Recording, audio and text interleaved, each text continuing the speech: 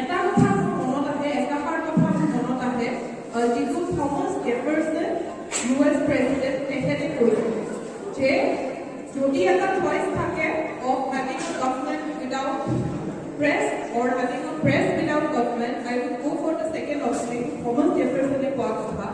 আৰু আপোনালোক আটাই জানে যে এডমণ্ড বাৰ্কে কৈছিলে যে মিডিয়াৰ যিটো ৰোল, সংবাদ মাধ্যমৰ যিটো ভূমিকা, সেই ভূমিকাৰ ওপৰত তেখেতে এটা টাৰ্ম কইন কৰিছিলে। এই টাৰ্মটো আছিলে fourth estate. Media or press is the fourth estate, গণতন্ত্ৰৰ চতুৰ্থ স্তম্ভ।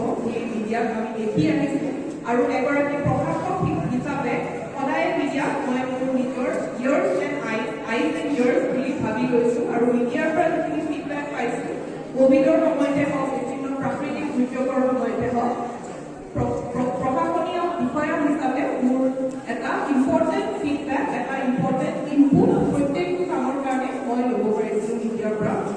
ৰোল অফ মিডিয়াৰ কথা ক'বলৈ গ'লে আটাইতকৈ হয়তো যিটো ইম্পৰ্টেণ্ট ৰোল সেইটো হৈছে যে as builders of public opinion.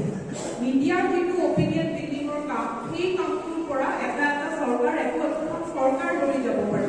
ৱাটাৰগেট স্কেণ্ডেলৰ কথা আপোনালোকে জানে, নিশ্চয় জানিব। ৱাটাৰগেট স্কেণ্ডেল হওঁতে যেতিয়া মিডিয়াত পাব্লিছ হৈছিল ৱাটাৰগেট স্কেণ্ডেল, তেতিয়া প্ৰেছিডেণ্ট নিক্সনৰ তেখেতে এপ্লিকেট কৰিব লগা হৈছিলে। ত' US প্ৰেছিডেণ্ট এজনকো মিলাই দিছিলে। ত' মষ্ট ইম্পৰ্টেণ্ট ৰোল মিডিয়াৰ মই ভাবোঁ যে as builders of public opinion. লগতে এৱেৰনেছ বিল্ডিং। আমি যেতিয়াই কোনো ধৰণৰ নতুন কাম কৰোঁ, যেতিয়া কোভিড আহিলে, যেতিয়া কোভিড ভেকচিনেশ্যনৰ কাম আৰম্ভ কৰিলোঁ, প্ৰথম কামটো আমি কি কৰোঁ এজ এন এডমিনিষ্ট্ৰেটৰ, প্ৰথম নিৰ্দেশটো আমি কি পাওঁ বা প্ৰথম কামটো আমি কি কৰোঁ সেইটো হৈছে কণ্ডাক্ট দ্য প্ৰেছ মিট। যেতিয়াই আমাৰ ইলেকশ্যন কমিশ্যনে ইলেকশ্যন ডিক্লেয়াৰ কৰে, হাউ ইজ ইট ডিক্লেয়াৰ? এটা প্ৰেছ মিটৰ দ্বাৰা কৰা হয়।